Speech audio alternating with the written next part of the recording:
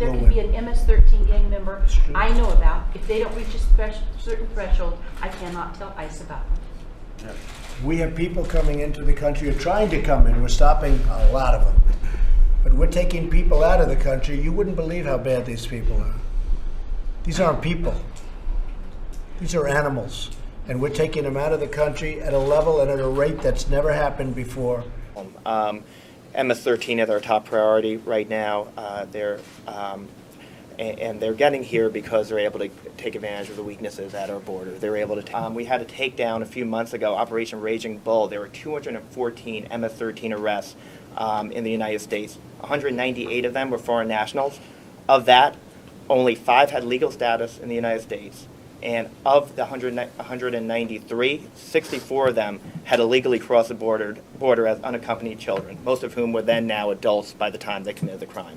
So just that one takedown, Operation Raging Bull, we saw the consequences of people being able to get here or cross the border through sanctuary cities or through a porous border.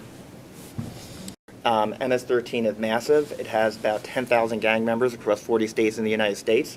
But it's also the most violent transnational organization. And why is that, though? It's indiscriminate killing. They are engaging in rape, robbery, extortion, murder, often just for the sake of it.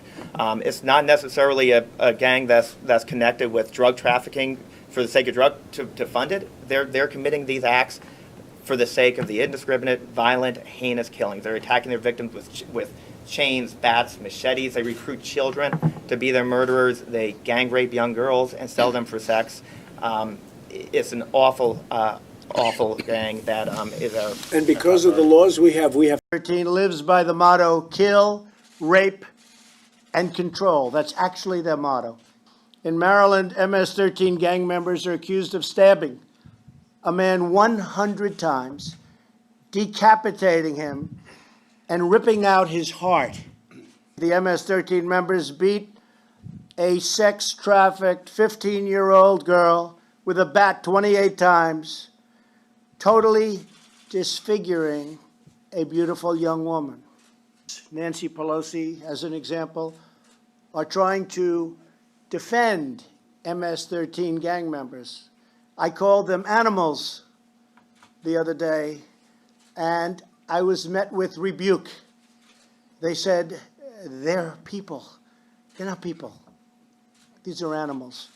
And we have to be very, very tough. The U.S. has become a dumping ground for everybody else's problems. It's true. And these are the best and the finest. When Mexico sends its people, they're not sending their best. They're not sending you. They're not sending you. They're sending people that have lots of problems, and they're bringing those problems with us.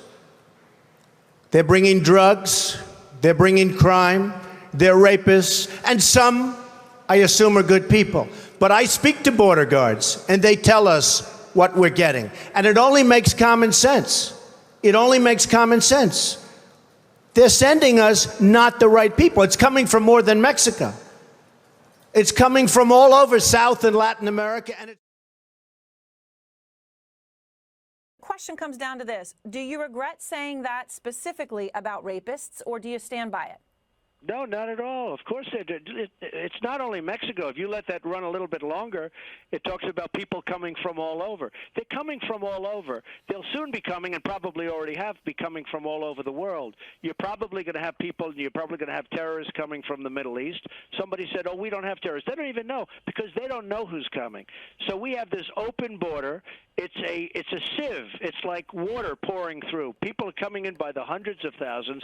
We have no idea who's coming in. And it's not just Mexicans, and I have a great relationship with Mexico and with Mexicans. I have an absolutely great relationship. But we're not just talking about Mexico. Now, Mexico is very smart. You know, Mexico makes it impossible. It's one of the hardest nations in the world to become a citizen of, okay? But people run through Mexico. They go through our border like nothing. They end up, we don't know who these people are. But all you have to do is you should do a show from the border. Talk to the border security security, you will see the kind of people coming. You'll see the kind of crime that's being committed. And we're taking these people. And by the way, just to finish on that, it's common sense. They don't want these people, so they send them to the United States. So we take them. And certainly we do have killers and plenty of other problems coming over. We take them because other countries don't want them. We're like a dumping ground. The United States, Aaron, is like a dumping ground for the world's problems. It's been tragic to watch my state pass laws that basically have sent our communities into a very dangerous place. In Lassen County, we're a very small community. To a certain extent, we are sort of a forgotten part of California. We are rural California, and we do not stand for the policies in Sacramento. We have a horrible problem in our public lands, in our forests. We've got drug cartels that have come up to grow on our public lands and in our forests, and they are decimating it. They are killing wildlife. There is not a thing we can do. People are coming into our forests. They're endangering our citizens. They are armed. They're setting up camps, and they're growing mass amounts of marijuana on our public lands. They are killing wildlife. They're diverting. I just want to spend a minute separating fact from fiction, please. I hope the American people can understand the fight about sanctuary cities. The intentional mismessaging of sanctuary cities and what they do. I hear they protect immigrant communities, and they don't. It's a complete opposite. When you release a criminal alien from a jail, they're going to go to the very communities in which they live and reoffend.